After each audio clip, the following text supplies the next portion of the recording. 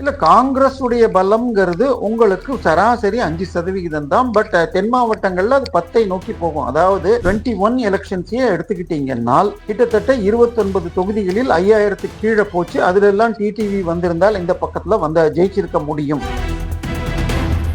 ஜல்லிக்கட்டு தடை, hydro carbon ஒப்புதல், அதுக்கப்புறம் உங்களுக்கு நீட் தேர்வு வந்தது. இதையெல்லாம் கொண்டு வந்தது அவங்க. ஆனால் இதற்கெல்லாம் காரணம் மோடி என்று 2019 54% ஓட்டு வாங்கினாங்க. ஜோதிமணி அவர்கள் அவங்க கட்சி தலைவர் சொன்னப்ப கொடுக்கல் வாங்கல்களுக்காக நீங்க டிசிஷன் எடுக்கிறீங்க, கட்சியுடைய லாங் டேர்மை பார்க்கல அப்படிங்கிறது தேமுதிக பிரேமலதாவுக்கு ரொம்பவும் பொருந்தும். நாங்க யார் தெரியுமா, எங்க பரம்பரை என்ன தெரியுமாங்கிற மாதிரி பேசிட்டு இருக்காங்க. பட் இதை தாண்டி மேலும் பல சிக்கல்களில் அவங்க இருக்காங்க. எந்த இடத்துலயும் அவர்களால் டெபாசிட் வாங்குற லெவல்ல கூட இன்னைக்கு இல்லை என்பது உறுதி. காங்கிரஸ் இப்பொழுது முஸ்லிம்களுடைய சாய்ஸாக இல்லை என்று மாறி வருகிறது. சோ முடிஞ்ச வரை எல்லா கட்சியும் ஒன்னு சேர்த்துக்கிட்டு முழு வெற்றி அடையணும் அப்படிங்கிறது தான் அமித்ஷாவுடைய ஸ்ட்ராட்டஜி. அடுத்த 2-3 நாட்களில் ராம்தாஸும் டாக்டரும் வந்துருவார் நினைக்கிறேன். ஈவன் இந்த மினிட் வரைக்கும் விஜய் இங்கே வரக்கூடும் என்ற ஒரு அவுட் சைடு வாய்ப்பை முயற்சி செய்து கொண்டிருக்கிறார்கள்.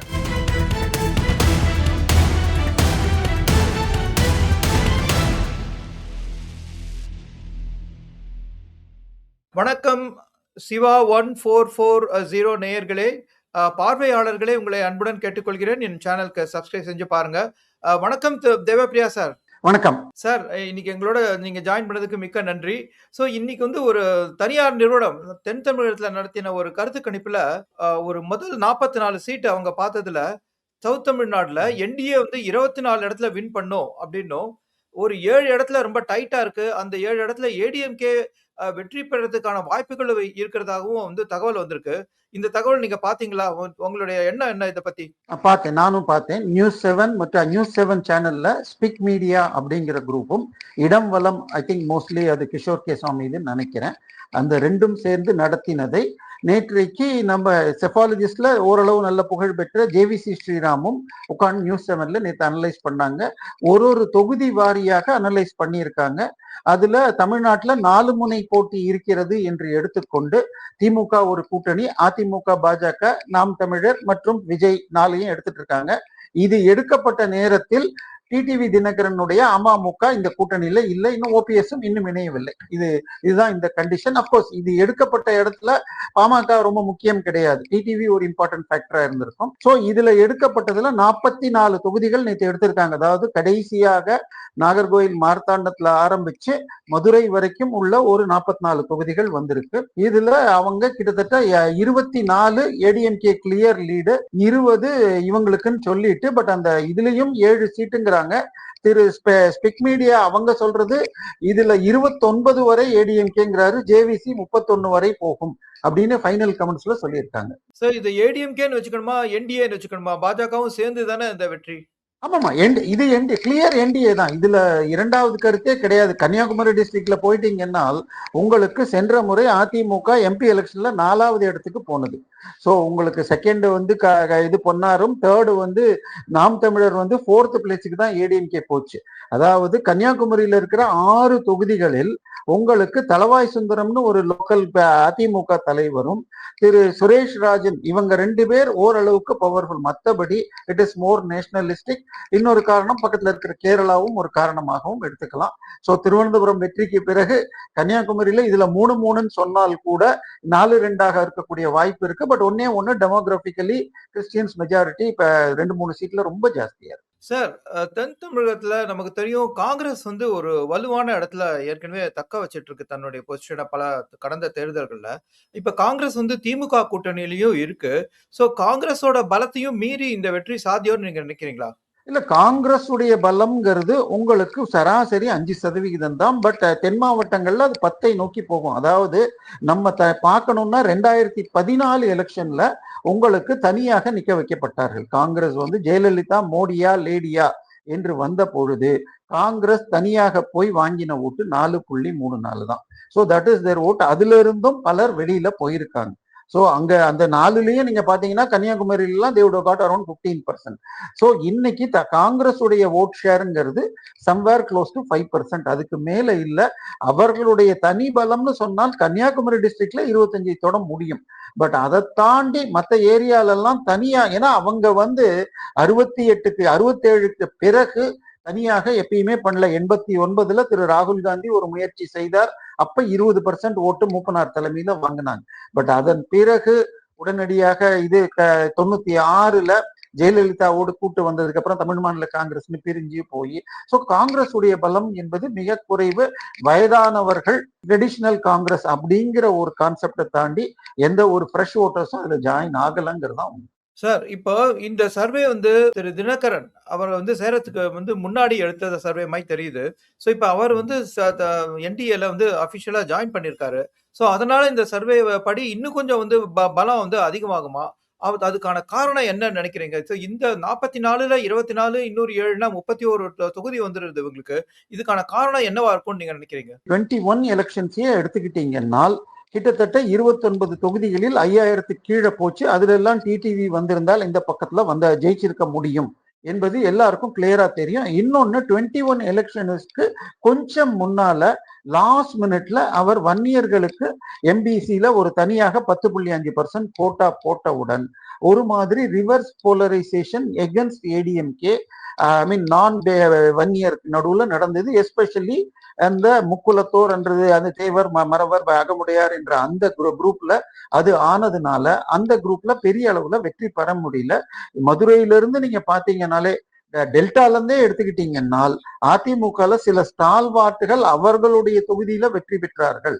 அதை தாண்டி எந்த ஒரு பக்கத்து தொகுதியை கூட இன்ஃபுளுயன்ஸ் பண்ண முடியாம போன முறை போனதற்கு காரணம் அந்த 10.5 லாஸ்ட் மினிட் ரிசர்வேஷன். அது கோர்ட்ல போய் இப்ப இல்லீகல் ஆயிடுச்சு. டிஎம்கேவும் தெரிஞ்சுக்கிட்டு அதை செய்யக்கூடாதுன்னு பண்ணவே இல்லை. கோர்ட் அது செல்லாதுன்னு சொன்ன பிறகு ஸோ இந்த முறை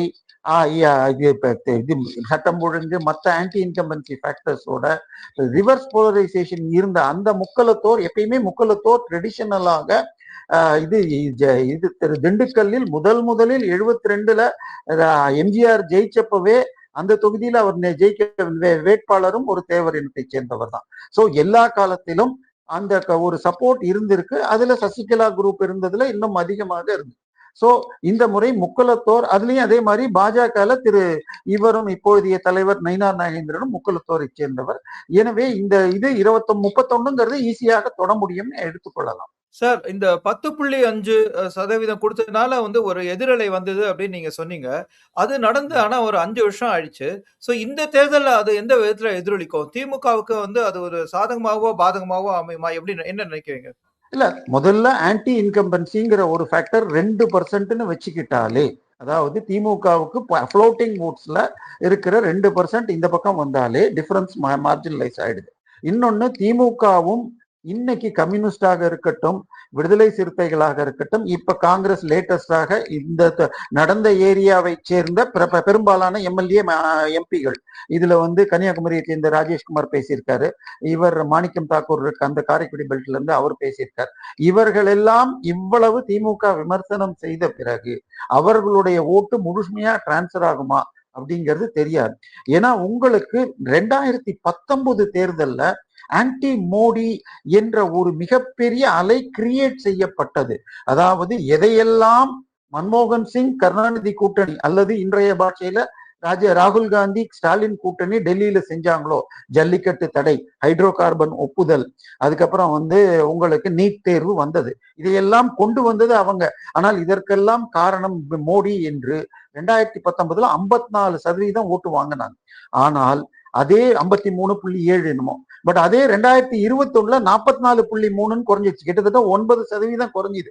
இதை கணக்கு போட்டுதான் திமுக எப்படி 2016ல ஜெயலலிதா நிறைய பணம் கொடுத்து மக்கள் நல கூட்டணி என்று உருவாக்கினாரோ, தன்னுடைய கூட்டணியில் உதயசூரியன்ல ஜெயிச்சிருந்த திரு பாரிவேந்தரை பிரிச்சு கொடுத்து கமலஹாசன், பாரிவேந்தர் மற்றும் சரத்குமார் 3 பேரையும் வச்சு அதுக்கு அங்க டெல்லியில இருந்து சோனியா காந்தியிடமிருந்து 200 கோடியை அகமத் பட்டேல் வந்து கமல்கிட்ட ரீச் பண்ணார் அப்படின்னு ஒரு மூத்த பத்திரிகையாளர் வீட்டு இன்னைக்கும் இருக்கு ஆன்லைன்ல.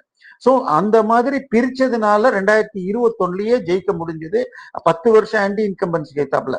சோ அந்த அந்த ஆன்டி இன்கம்பன்சி இப்ப ப்ரோ ஏடிஎம்கே ஆனாலோ பிளஸ் நீ இந்த அந்த 10.5க்கு எதிரானது திரும்பினாலும் ஆட்டோமேட்டிக்காக இந்த டிஃபரன்ஸ் நேரோ ஆயிட்டே வந்துடும். இதுதான் இதோடைய நிலைமை.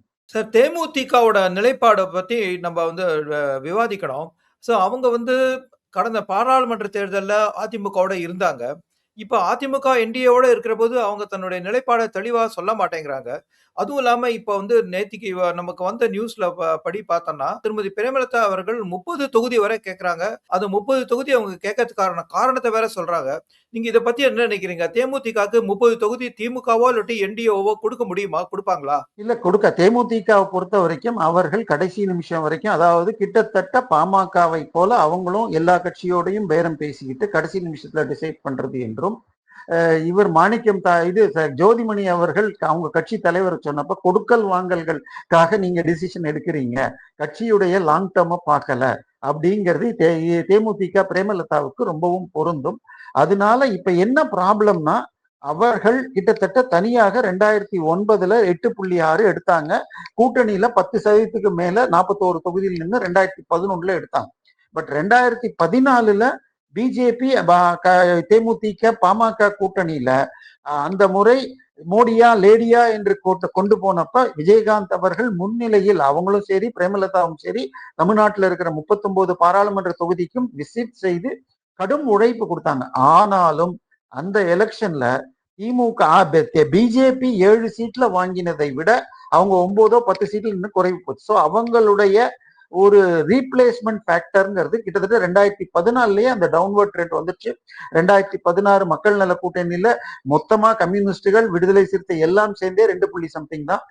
சோ இதனுடைய வீழ்ச்சி தொடர்ந்துகிட்டே இருக்கிறது. கடந்த இதுல பாராளுமன்ற தேர்தல்ல விருதுநகர் தொகுதியில் மட்டும் கிட்டத்தட்ட அந்த இடத்துல வந்து தெலுங்கு நாயுடு விஜயகாந்த் அந்த தொகுதியும் பெருவாரியாக லிங்குஸ்டிக் மைனாரிட்டிஸ் இருக்கிற தொகுதி, பிளஸ் அந்த அவர் மரணமடைந்து 1 வருடத்துக்குள்ள நடந்தது என்ற நிலையில் ஒரு அனுதாபாலையில் கிட்டத்தட்ட மிகவும் குறைந்த 3000 ஓட்டுல என்னமோ தோத்தார்.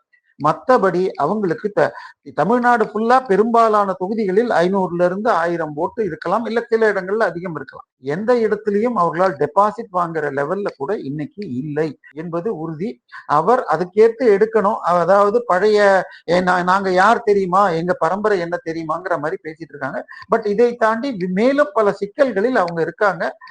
திரு விஜயகாந்தால் தன்னுடைய பெற்றோர்கள் பேர்ல துவங்கப்பட்ட காலேஜ் ஆண்டாளர் காலேஜை திமுகவை சேர்ந்த திரு நேருவுடைய மிக நெருக்கமான அந்த மணச்சநல்லூர் எம்எல்ஏ கிட்னி ராக்கெட்டில் சிக்கிய அந்த தனலட்சுமி சீனிவாசன் கல்லூரி எடுக்கப்பட்டு இப்பொழுது அங்க போர்டே தனலட்சுமி சீனிவாசன் தான் இருக்கு. ஆனால் பேசப்பட்ட தொகையில் 1/3 மட்டும்தான் கொடுக்கப்பட்டுள்ளது. இந்த அலையன்ஸை பண்ணிக்கிட்டீங்கன்னா அந்த பணம் செட்டில் ஆகப்படும், பிளஸ் எலெக்ஷனுக்கு நாங்க பாத்துக்கிறோம் 7 சீட்டுன்னு சொன்னாங்கன்னு ஒரு நியூஸ் ஓடுது. சோ அவருக்கு முதல்ல அந்த பணத்தை ரெக்கவர் பண்ணணும். இந்த மாதிரி பல சிக்கல்கள் இருக்கிறதுனால அவர்கள் இன்னும் நிதானம் காக்குறாங்க. பட் அவர் வந்தால் நல்லதுதான். பட் அது ஒரு மேஜர் பெனிஃபிட் எந்த அலையன்ஸுக்கும் அதனால கிடைக்க போறோம். அவரோடு இருந்த பலர் வெளியில போயிட்டாங்க. நன்றி. சோ இப்ப பாமகவை எடுத்துக்கிட்டோம்னா, பாமகவோட டாக்டர் ராமதாஸ் அவங்க சைடு அந்த அணி. சோ அவங்க எந்த பக்கம் போவாங்க? அவங்க வந்து இப்ப வந்து மாம்பழ சின்னத்துக்காக வந்து ஒரு போட்டி அவங்களுக்குள்ள நடந்துட்டு இருக்கு. அதே நேரத்துல மாம்பழ சின்னத்தை நம்ம வந்து அந்த மோடி பங்கேற்ற அந்த மீட்டிங்ல பின்னாடி வச்சிருந்ததையும் பார்த்தோம். சோ பாமக அதோட ராமதாஸ் ஃபேக்ஷன் என்ன செய்யும் இப்போ? அவங்க வந்து திமுக பக்கம் போவாங்களா? தாவேகா பக்கம் போவாங்களா? இல்ல திமுக பக்கம் போவதற்குரிய அத்தனை நடவடிக்கைகளும் ராம்தாஸ் எடுத்து எனக்கு திருமா என்னுடைய மகன் போலன்லாம் அறிக்கையெல்லாம் விட்டு பார்த்தார். பட் திருமா முந்தா நேத்திக்கு வெரி கிளியரா சொல்லிட்டாரு, நாங்கள் சர்ச்சு கொத்தடிமைகள், அதனால பாஜக இருக்கிற அணிக்கு போக மாட்டோம், அதே போல பாமக இருந்தாலும் அந்த அணியில் இருக்க மாட்டோம் அப்படின்னு தெளிவாக அவர் கூறிய பிறகாக இப்போ ஏன்னா திரு ராம்தாஸ் அவர்களுடைய வலது கையாக செயல்படும் ஜி.கே. மணி அவருடைய மகன் தான் லைக்காவுடைய எம்டி. ஸோ திமுகவுக்கும் தமிழ்நாட்டுல சினிமா இண்டஸ்ட்ரியில இருக்கணும்னா இன்னைக்கு 90% தியேட்டர்ஸை கண்ட்ரோல் பண்றது யாருன்னு நமக்கு தெரியும். ஒற்றை செம்பூதம் கம்பெனி தான் நடத்திட்டு இருக்கு. அதனால உங்களுக்கு அந்த தொடர்பு இருக்கிறதுனால திமுகவோட சேரும் வாய்ப்பை அவர்கள் வைத்திருந்தார்கள். பட் விசிக அதை ஏற்றுக்கொள்ளவில்லை. இப்போ 2011 தேர்தல்ல விசிகாவும் பாமகவும் சேர்ந்து திமுகவோடு இருந்த பொழுது அது எந்தவித வெற்றி வாய்ப்பையும் கொடுக்கல. விசிக நிக்கிற இடத்துல பாமகவினர் போடுவதில்லை. இன்னும் சொல்ல போனால் ரிவர்ஸ் போலரைசேஷனும் ஆகுதுங்கிறதுனால ரெண்டு பேரையும் சேர்த்துக்கிறது திமுக செய்யாது. இப்ப விஜய் கிட்ட போவாரா அப்படின்னு சொன்னால் கிட்டத்தட்ட ராம்தாஸ், பெரியவர் ராம்தாஸாக இருக்கட்டும், அன்புமணி ராமதாஸாக இருக்கட்டும், இரண்டு விஷயத்தில் அவர்கள் ரொம்ப தெளிவா ஜெயிக்கிறாங்களோ தோக்குறாங்களோ எதிர்ப்புனா ஒண்ணு சினிமா மோகம், ரெண்டாவது சிகரெட் பிளஸ் மதுக்கு எதிராக குரல் கொடுப்பது. அப்படி இருக்கிறப்ப திருப்பி சினிமா நடிகரை போய் இவரை முதலமைச்சர் என்று சொல்லிக்கொண்டு ராம்தாஸ் போவதற்கு வாய்ப்பு குறைவு. நான் அறிவது இந்த நிமிடத்திலும் என்டிஏல பியூஷ் கோயல் இவர் போன்றவர்கள் பேசிக்கொண்டிருக்கிறார்கள், இங்கேயே வந்துருங்க, ஓரளவு ஒத்துக்கொள்ளுங்கள் என்று. நீங்க தேர்தல்ல உங்களுக்கு சார்பா ஓரளவுக்கு சீட் ரெண்டு பேரும் அட்ஜஸ்ட் பண்ணி வாங்கிக்கிட்டு அதன் பிறகு குடும்ப சண்டையை தொடர்ந்து கொள்ளுங்கள். பட் உங்களுக்கும் எம்எல்ஏ இருப்பார், அவருக்கும் எம்எல்ஏ கிடைக்கும். இல்லைன்னா ஆஸ் ஆஃப் நவ் அன்புமணி ராமதாஸுக்கு கிட்டத்தட்ட 85-90% வன்னியர்கள் இவர்தான் எதிர்காலம் என்று மக்களும் தொண்டர்களும் பின்னாடி இருக்காங்க. ஸோ அவர் இன்றைக்கு அட்ஜஸ்ட் பண்ணிட்டு போறதுதான் சரியாக இருக்கும், வாய்ப்புகள் அதிகம். சார், இப்ப பிற கட்சிகளை எடுத்துட்டா புதிய தமிழகம் கட்சியோட டாக்டர் கிருஷ்ணசுவாமி அவர் என்ன நிலைப்பாடுல இருக்காரு? அவர் என்டிஏல சேர்வாரா? இல்ல, சேர்வதற்கு மிக அதிகமான வாய்ப்புகள் இருக்கிறது. ஏன்னா அவருக்கு தேவேந்திர குல வேளாளர் என்ற பெயரை வாங்கி கொடுத்தது திமுக இதுதான். பட் அவர் எஸ்சிசில இருந்து வெளியில போகணும்னா அது மாநில அரசு ரெக்கமெண்ட் பண்ணாதான் முடியுங்கிறது நேற்றுக்கு முந்தானத்து ஏதோ ட்விட்டர்ல யாரோ போட்டிருந்தாங்க. இதுவரை மாநில அரசு அந்த ரெக்கமெண்டேஷனை அனுப்பல. இதை தாண்டி ஆக்சுவலா 2024 தேர்தலில் பிஜேபி சார் சௌக்கே பாஸ்ன்னு சொல்லிட்டு கடைசியில குறைந்து போனதுக்கு காரணம் மிக முக்கியமாக 2-3 ஸ்டேட்ஸ் அமைந்தது. அதுல உத்தரப்பிரதேஷ், பீகார் மற்றும் ஹரியானான்னு தெரியும். பட் இதை தாண்டி திரு ராகுல் காந்தி அவர் என்ன பண்ணார், ஒரு ரெட் புக்கை எடுத்துக்கிட்டு உங்களுக்கு அரசியல் சாசனத்தையே திருப்பி மோடி வந்தால் எடுத்து விடுவார், அதில் பட்டியல் ஜாதியினரும் முஸ்லிம்ஸும் பாதிக்கப்படுவார்கள் என்று கூறியது சில பல இடங்களில் பெருவாரியாக செயல்பட்டது. உதாரணமாக அஸ்ஸாம்ல எடுத்துக்கிட்டீங்கன்னால் திரு அஜ்மல் ஃபக்ருதீன் அவர் 3 முறை எம்பியாக இருந்த தொகுதியில் 10 லட்சம் ஓட்டில் தோற்கடிக்கப்பட்டார். இப்ப நேற்றைக்கு அவர் பேட்டி கொடுத்திருக்கிறார், India is more safe for Muslims now than ever அப்படின்னு சொல்லி ஒரு பேட்டி கொடுத்திருக்காரு. நேற்று ஹிந்துல இருக்கு, வேணாலும் உங்களுக்கு அனுப்புறேன். சோ இதே மாதிரி நம்ம இதுல எடுத்துக்கிட்டா மகாராஷ்டிரால இந்த ஒரு கான்ஸ்டியூன்சில 6 கான்ஸ்டியூன்சில 5 கான்ஸ்டியூன்சில கிட்டத்தட்ட 1,90,000 ஓட்டுகள்ல பிஜேபி லீட்ல இருந்தது. ஆனால் மாலேகான் சென்ட்ரல் வந்த பொழுது அங்கே 80% முஸ்லிம்ஸ் இருக்கிற அந்த தொகுதியில் 1,94,000 திமுக காங்கிரஸ் எடுக்க 3000 ஓட்டுல தோத்தாங்க. பட் அதே தொகுதியில எம்பி எலெக்ஷன்லயும் சரி, இப்ப சமீபத்தில் நடந்து முடிந்த உங்களுக்கு இந்த முனிசிபல் எலெக்ஷன்ஸ்லயும் காங்கிரஸ் இப்பொழுது முஸ்லிம்களுடைய சாய்ஸாக இல்லை என்று மாறி வருகிறது. தலித்துகள் என்ன பண்ணிட்டாங்கன்னா அதே நேரத்துல தாங்களும் சரி இவர் சொன்னதை நம்பி ஓட்டு போட்டுட்டோம். அதாவது கடந்த 11 வருடத்தில் இந்தியாவில் தலித்துகளுக்கு பிரதம மந்திரி ஆவாஸ் யோஜனால வீடு, உஜ்ஜலா திட்டத்துல எல்பிஜி கேஸ், ஹர்கர்கா பானி பிளஸ் ஜல்ஜீவன்ல தண்ணி, இதெல்லாம் கிராமத்து கடைசி வீட்டுக்கும் கொடுக்கறதுக்கு ஏற்பாடுகள் நடந்துட்டு இருக்கு. கரண்ட் கட் இல்லாம கிராமங்களுக்கும் போக ஏற்பாடு பண்ணிருக்கு. இத்தனையும் பண்ண மோடிய நம்ம கைய விட்டுட்டோம் அப்படின்னு சொல்லிட்டு ஒரு கில்ட்டி ஃபீலிங்ல பீகார், ஹரியானா, மகாராஷ்டிரா இங்க எல்லாமே தலித்துகள் மிக அதிகமாக பிஜேபிக்கு போட்டிருக்காங்க. இப்பொழுது மோடி அன்னைக்கு வந்த அன்னைக்கே ஜான் பாண்டியன், ஜெகன்மூர்த்தி மற்றும் திமுகல 15 வருஷமாக இருக்கும் தனியரசு உட்பட பலர் வந்திருக்காங்க. சோ எனக்கு தெரிந்து இவரும் வந்து விடுவார் என்பதுதான் வாக்கு. இருந்தாலும் இவருடைய செல்வாக்கு தென்காசி ஒட்டப்பிடாரத்தை தாண்டி பெரிதாக இல்லை. இணைந்தால் இவருக்கும் நல்லது, கூட்டணிக்கும் நல்லது. அதுதான் நிலம். சோ 2 வாரத்துக்கு முன்னாடி என்டிஏ கூட்டணிங்கிறது அதிமுகவும் பாஜகவும் மட்டும்தான் இருந்தது. சோ இப்ப நிறைய கட்சிகள் அதுல சேர்றது. சோ எடப்பாடியார் என்ன நினைக்கிறார்? திமுகவை எதிர்க்கிறதுக்கு தனக்கு சக்தி போதல, இவ்வளவு பேர் வரணும்னு நினைக்கிறாரா? இல்ல, அப்படி இல்ல, ரிவர்ஸ். இதுல எடப்பாடியை விட இது மிக அதிகமாக உழைப்பது பாஜக தான். ஏன்னா உங்களுக்கு பீகார் எலெக்ஷனை எடுத்துக்கிட்டால் பீகார் எலெக்ஷன்ல கிட்டத்தட்ட 60 லட்சம் ஓட்டுகள் எஸ்ஐஆரில் போச்சு. ஆனாலும் போலிங் பர்சன்டேஜ்ல நம்பர் ஆஃப் ஓட்ஸ் வாங்கினது காங்கிரஸ் சென்ற முறை வாங்கியதை விட அதிகம் வாங்கியுள்ளது. அதே போல தேஜஸ்வி யாதவும் வாங்கியிருக்காங்க. வேற இந்த பிஜேபி கூட்டணியில வெளியிலிருந்து உள்ளே சேர்த்த ராம்விலாஸ் பாஸ்வானுடைய கட்சியும் ஹிதேம்ரான் மஞ்சியுடைய அந்த கட்சியும் சேர்ற அந்த அடிஷன் தான் உங்களுக்கு ஹெல்ப் பண்ணியிருக்கு. ஈவன் ஆந்திரா எடுத்துக்கிட்டீங்கன்னா போன முறை பிஎஸ்பியோட சேர்ந்துகிட்டு நம்ம பவர் ஸ்டார் தனியா நின்று ஓட்ட பிரிச்சாரு. இந்த முறை அவர் பிஜேபியோட சேர மிகப்பெரிய வெற்றி கிடைச்சது. சோ முடிஞ்ச வரை எல்லா கட்சியும் ஒண்ணு சேர்த்துக்கிட்டு முழு வெற்றி அடையணும் அப்படிங்கிறது தான் அமித்ஷாவுடைய ஸ்ட்ராட்டஜி. அதற்கு இது 2021 தேர்தலையே டிடிவியை இணைக்கணும் அப்படிங்கிறத சொல்லி 15 சீட்டுக்கு அவர் தயாராக இருந்தார். என்டிஏக்குள்ள அதிமுகவோட கூட்டு இல்ல, என்டிஏவோட கூட்டு என்று 15 சீட்டுக்கு வரனார். ஆனால் அவரை சேர்த்து கொள்ளாமல் 29 சீட்ல அந்த மார்ஜின்லயே தோக்குற நிலைமை வந்தது. எனவே கூட்டணி இல்லாம ஜெயிக்க முடியாது. இதுதான் கட்டைங்கே பட்டைங்கே ஆர் இவர் நம்ம மோடி ஏகே சேஃப்னு சொல்லியிருக்காரு. இல்ல இது ஒண்ணும் பெரிய புதிய இது இல்ல. தமிழ்ல ஒன்றுபட்டால் உண்டு வாழ்வோம், இல்லை என்றேல் தாழ்வோம்ங்கிறதா. இதுதான் அவங்க புதிய காயின் பண்ணது. நமக்கு இது பழமொழியா இருக்கிறது. சோ எல்லோரையும் இணைத்து கொண்டிருக்கிறார்கள். ஏன்னா திமுக ஒரு ஷோ பண்ணிட்டு இருக்கு. 2019 இருந்து நாங்க ஒரே கூட்டணி வச்சுட்டு இருக்கோம், இது வெற்றி கூட்டணி. சோ அதை உடைக்கணுங்கிறதுல தெளிவாக ஒர்க் பண்ணி கரெக்டா காயின் நடத்தி இருக்கு. அடுத்த 2-3 நாட்களில் ராம்தாஸும் இவரும் வந்துட்டாருன்னா டாக்டரும் வந்துருவார்னு நினைக்கிறேன். பிரேமலதாவும் டிசிஷன் எடுக்கக்கூடும். 5ஆம் தேதி அமித்ஷா வரும்பொழுது சீட் ஃபைனலைசேஷனும் ஆகிவிடுகிறது. ஓகே, இப்போ ஒன்றுபட்டால் உண்டு வாழ்வு அப்படிங்கிற அந்த கொள்கையை அவங்க ஏத்துக்கிட்டாங்கன்னா இன்னும் வேற என்ன கட்சிகள்லாம் வரதுக்கு வாய்ப்பு இருக்கு? அதே சமயத்துல திமுக கூட்டணியை பலவீனப்படுத்துறதுக்கான முயற்சி ஏதாவது நடக்கிறதா? திமுக கூட்டணி உடையறதுக்கான வாய்ப்பு இருக்கா? இல்ல, திமுக கூட்டணியில் பல சிக்கல்கள் இருக்கிறது. அதுல எல்லா கட்சிகளும் இப்ப இரட்டைப்படையில நிப்பேன்னு சொல்லிட்டு இருக்காங்க.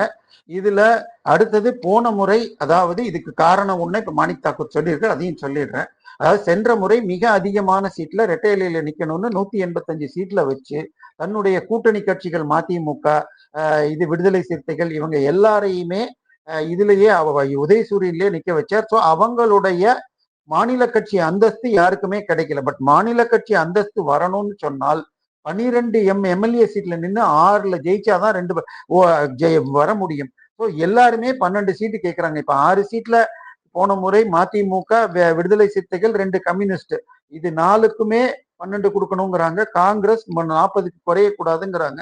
நேற்றைய தினம் வந்துள்ள ஒரு ரூமர் 30 காங்கிரஸுக்கு 30 சீட்டும் ஒரு ராஜ்யசபா சீட் என்ற நிலையில் பேசி முடிக்கப்பட்டு விட்டது. அதை தவிர அஸ்ஸாம் தேர்தலுக்கு செலவிற்கு 5000 கோடி கொடுக்கப்படும் என்றும் பேசப்பட்டுள்ளதாக ஒரு ரூமர் போயிட்டு இருக்கு. அப்போ அதாவது இன்னொன்னையும் வச்சுக்கணும் சார், இந்த கூட்டணின்னு சொன்னால் எத்தனை சீட்ல நீங்க நிக்க போறீங்க? ஏன்னா 2 உதாரணம் சொன்னா போதும். 2001ல அதிமுக 138 சீட்ல நின்று 130ல ஜெயிச்சாங்க. அதே அதிமுக 182 சீட்ல நின்று 2006ல 61ல தான் ஜெயிச்சாங்க. 2006 தேர்தலில் திமுக நின்றது 127, ஜெயிச்சது 96. அதை வச்சே மைனாரிட்டி கவர்மெண்ட் பண்ணிட்டாங்க. சோ அதிக சீட்ல நிக்கிறதுனால ஜெயிக்க முடியாது. கூட்டணி கரெக்டா இருக்கணும். இதை தாண்டி மகாராஷ்டிரா தேர்தலில் திரு ஜேவிசி ஸ்ரீராம் ரொம்ப அழகா ஒண்ணு சொன்னார். இந்த இடத்துல இவங்க நின்னாதான் ஜெயிப்பாங்க. நீங்க கூட்டணிங்கிறதுனால கூட மக்கள் மாத்தி போட மாட்டாங்க. உதாரணமா கன்னியாகுமரியில இரட்டையிலை நிக்கிறத விட தாமரை நின்னால் ஜெயிக்கலாம். அதே மாதிரி சென்னையில இரட்டையிலை நிக்கிறதை விட உங்களுக்கு நிக்கலாம். ஈவன் இதை எடுத்துக்கங்களேன், கடலூர்ங்கிறது அந்த பாமகவுடைய பெல்ட் தான்.